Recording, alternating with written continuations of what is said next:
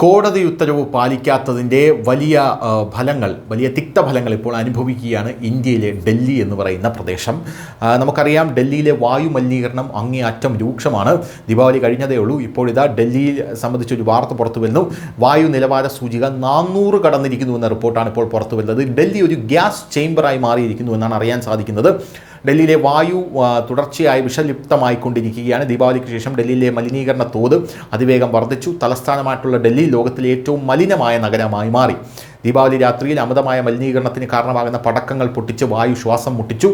ഡൽഹിയിലെ പല പ്രദേശങ്ങളിലും പുകമഞ്ഞ് മൂടിയതിനാൽ ആളുകൾക്ക് ശ്വസിക്കാൻ പോലും പ്രയാസമായി എന്ന റിപ്പോർട്ടുകൾ പുറത്തു വരുന്നു. അതേസമയം അമേരിക്കയിൽ നിന്ന് വരുന്ന ഒരു വാർത്ത എന്ന് പറഞ്ഞാൽ, അമേരിക്കയിൽ ഇന്ത്യക്കാർ അവിടെ പോയി ദീപാവലി ആഘോഷിച്ചപ്പോൾ അവിടെ ഫയർഫോഴ്സ് വന്ന് ഇതൊക്കെ കെടുത്തി കളഞ്ഞു എന്നുള്ളതാണ്. ആ തീരുമാനത്തോട് നമ്മൾ യോജിച്ചേ മതിയാവും. കാരണം അന്യരാജ്യത്ത് പോയി പോക്കൃത്തരം കാണിക്കാൻ നമ്മൾ ഇന്ത്യക്കാരെ വേറൊരു രാജ്യവും നമുക്ക് ലൈസൻസ് തരുന്നില്ല. അതുപോലെ തന്നെ അവരുടെ രാജ്യത്ത് നിന്ന് നമ്മുടെ രാജ്യത്തേക്ക് വന്ന് പോക്കൃത്തരം കാണിക്കാനും നമ്മൾ അവർക്കും ലൈസൻസ് കൊടുത്തിട്ടില്ല എന്നുള്ളതാണ്. അതുകൊണ്ട് സിവിക് സെൻസോടുകൂടി പെരുമാറണം. എന്തായാലും ഡൽഹിയിലെ വായു ഗുണനിലവാര സൂചിക വളരെ മോശമായ വിഭാഗത്തിലേക്ക് പ്രവേശിച്ചു. ഒക്ടോബർ 22 മുതൽ 24 വരെ വായുവിൻ്റെ ഗുണനിലവാരം വളരെ മോശം വിഭാഗത്തിൽ തന്നെ തുടരുമെന്ന് കേന്ദ്ര മലിനീകരണ നിയന്ത്രണ ബോർഡ് ആശങ്ക പ്രകടിപ്പിച്ചു. 1-2 അസാധാരണ സ്ഥലങ്ങൾ ഒഴികെ ഡൽഹിയിലെ മിക്കവാറും എല്ലാ നഗരങ്ങളിലും വായു ഗുണനിലവാര സൂചിക 300-നും 400-നും ഇടയിലാണ്. ചില സ്ഥലങ്ങളിൽ വായു ഗുണനിലവാര സൂചിക 400 കടന്നിട്ടുണ്ട് എന്നുള്ളതാണ് നമുക്ക് മനസ്സിലാക്കാനും സാധിക്കുന്നത്. News desk, news Malayalam.